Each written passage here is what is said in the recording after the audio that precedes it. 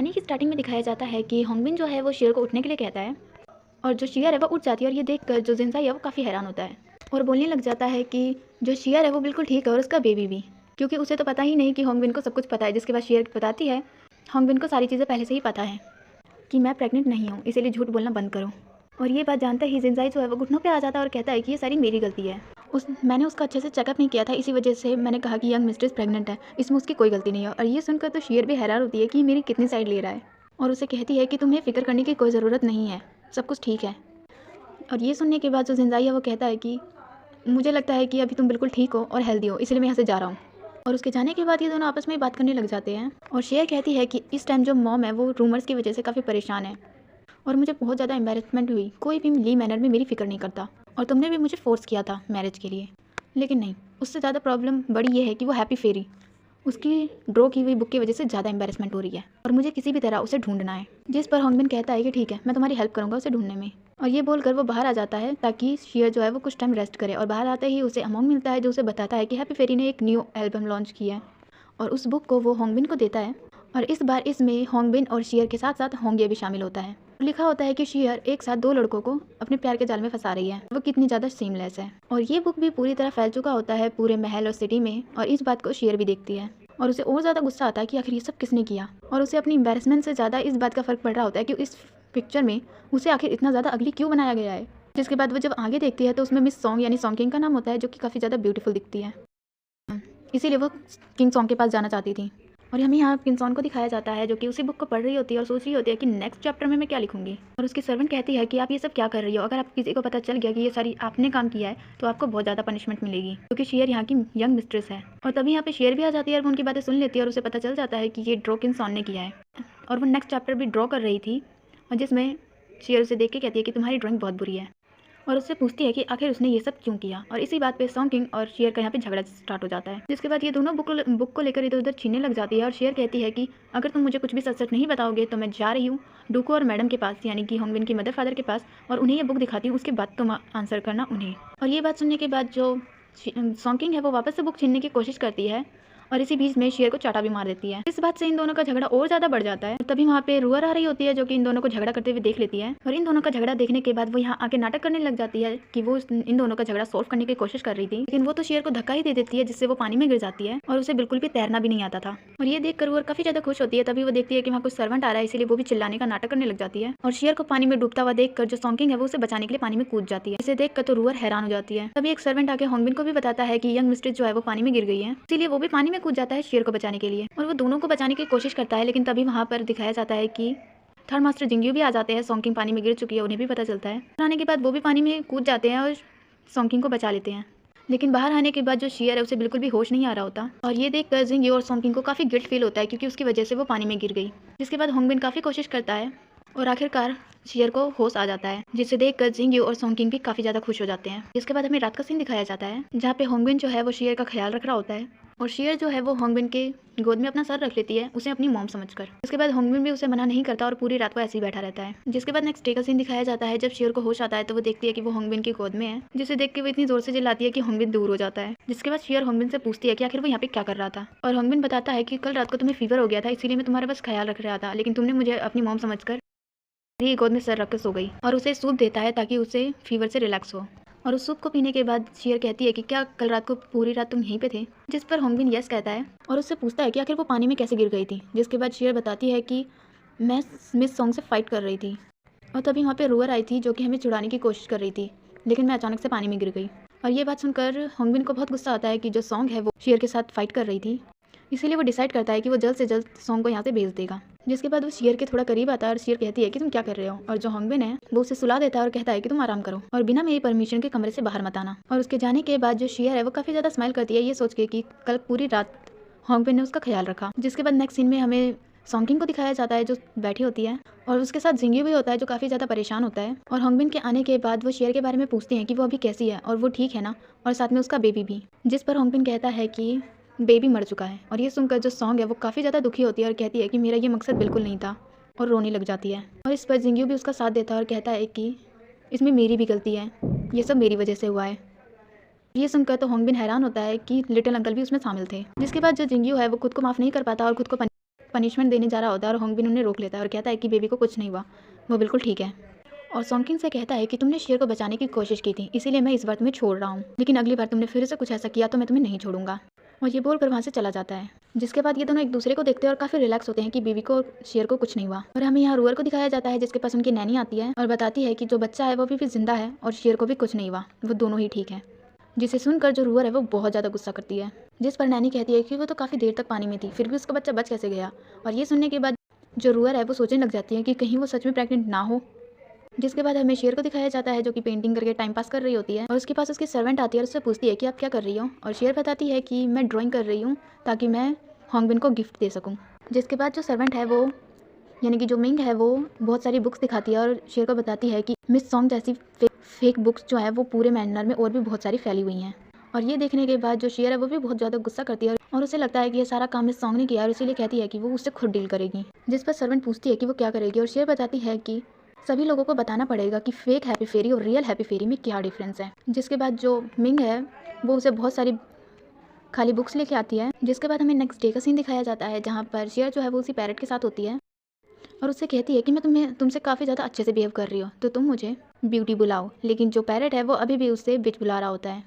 और तभी वहाँ पे मिंग आती है और वो बताती है कि शेर को कि पूरे सिटी में हैप्पी फेरी के नाम से एक और बुक लॉन्च हुई है जिसमें उसके बारे में बहुत कुछ अच्छा अच्छा लिखा है। इसका मतलब कल रात को उसने जो खाली बुक्स मंगवाई थी उसने खुद से ही ड्रॉ की थी। और साथ में मिंग ये भी बताती है कि उसकी पुरानी रूमर्स जो है वो इस वजह से काफ़ी ज़्यादा खत्म हो चुकी है, जिससे दोनों काफ़ी खुश होती है। और उसने जितनी भी बुक्स प्रिंट की थी वो सारी ही एक बार में बिक चुकी हैं।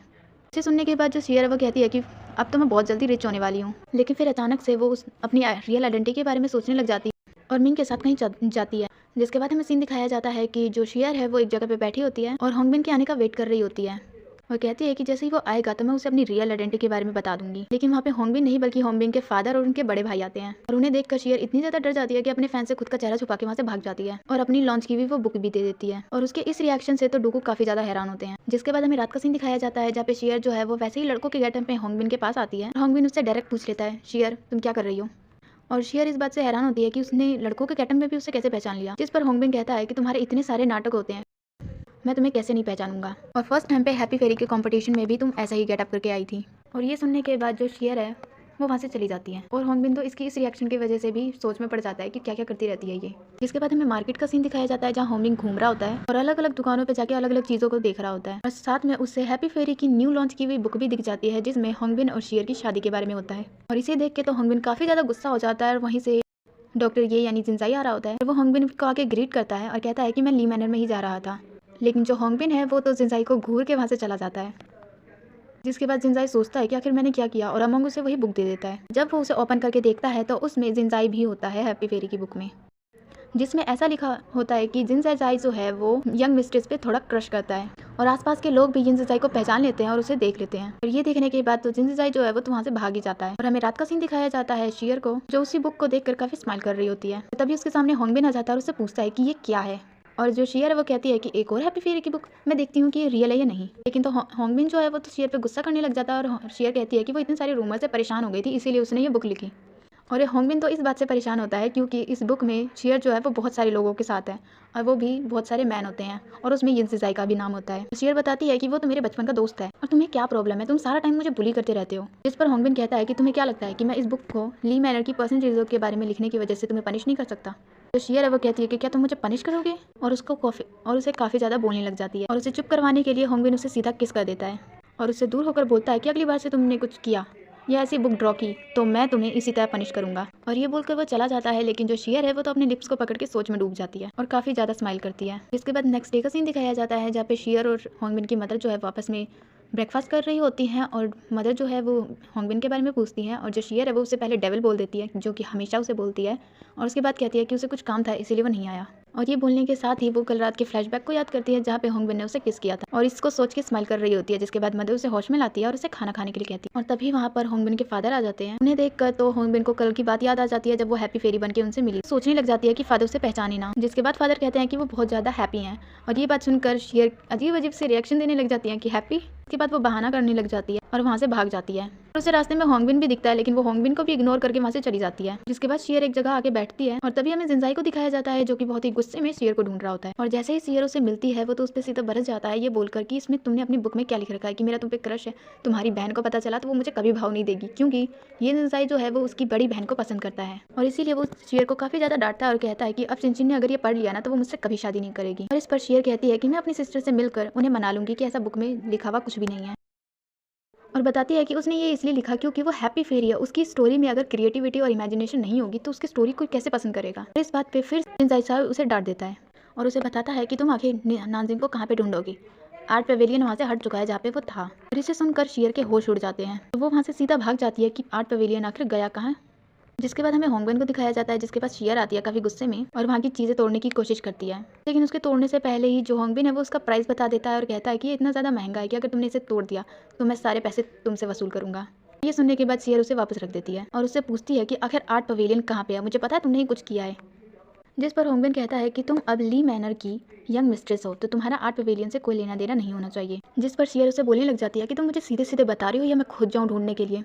और इस पर होंगबिन कहता है कि यहाँ पर टाइम वेस्ट करने का कोई फ़ायदा नहीं है, निकलो यहाँ से।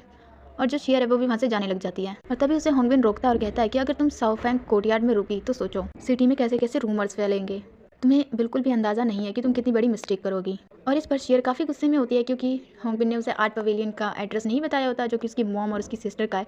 और इसीलिए वो उससे कहती है कि तुम्हें क्यों इतना गुस्सा आ रहा है, चाहे मैं कहीं पे भी रहूँ। और इस बात से होंगबिन गुस्सा हो जाता है और वो 2 गार्ड्स को यहाँ पे लगा देता है और कहता है कि ध्यान रखना कि शियर इस कमरे से बाहर बिल्कुल ना जाए, और खुद वहाँ से चला जाता है। जिसके बाद जो शियर है वो भी उन गार्ड्स को देखकर आराम से जाके बैठ जाती है और कहती है कि होंगबिन को क्या लगता है कि वो इतनी आसानी से मुझे रोक सकता है। इसके बाद हमें सिटी का सीन दिखाया जाता है जहाँ पर शियर जो है वो आती है और वहाँ पे आर्ट पवेलियन की जगह पे सिनयान पवेलियन देखती है और उसके पवेलियन के ओनर से पूछती है कि यहाँ का आर्ट पवेलियन कहाँ गया। इसके बारे में वो बताता है कि उसे नहीं पता। इसके बाद वो पूरे मार्केट में ऐसे ही ढूंढने लग जाती है कि आर्ट पवेलियन कहाँ हो सकता है। और तभी उसे एक छोटा बच्चा दिखता है जो कि उसे एक फ़ैन देता है और उस फैन पर आर्ट पवेलियन की उसकी सारी सिस्टर्स का नाम होता है। और उसे देखकर वो काफ़ी ज़्यादा खुश हो जाती है क्योंकि वो बच्चा जो है वो न्यूली आर्ट पवेलियन ओपन हुआ है उसके बारे में बता रहा था।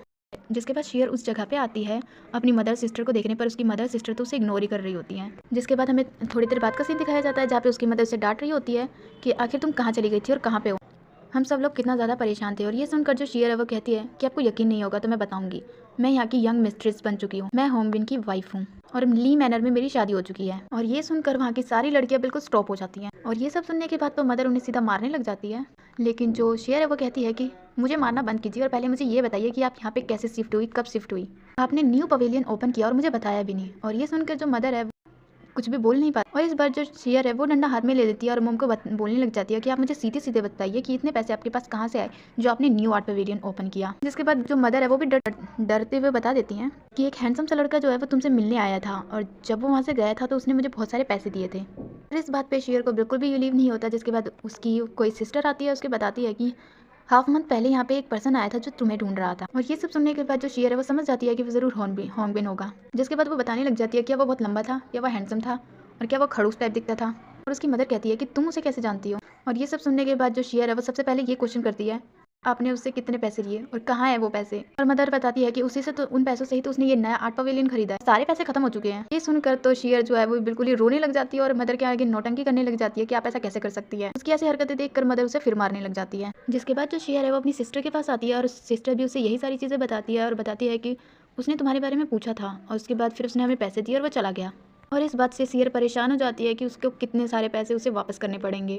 बट ये सारी बातों को छोड़कर वो जिनजीसाई के बारे में बात करने लग जाती है और उससे अपनी सिस्टर से कहती है कि वो आपको कैसा लगता है। और साथ में अपनी सिस्टर को काफ़ी सारा अच्छा खासा मक्खन लगा रही होती है कि वो बहुत ब्यूटीफुल है और कहती है कि डांस कंपटीशन बहुत ही जल्दी स्टार्ट होने वाला है तो तुम जिनजीसाई को अपना पार्टनर बना लो जिससे तुम उसके साथ जीत सको, क्योंकि वो हर बार आपके कॉम्पिटिशन में आपका साथ देता है।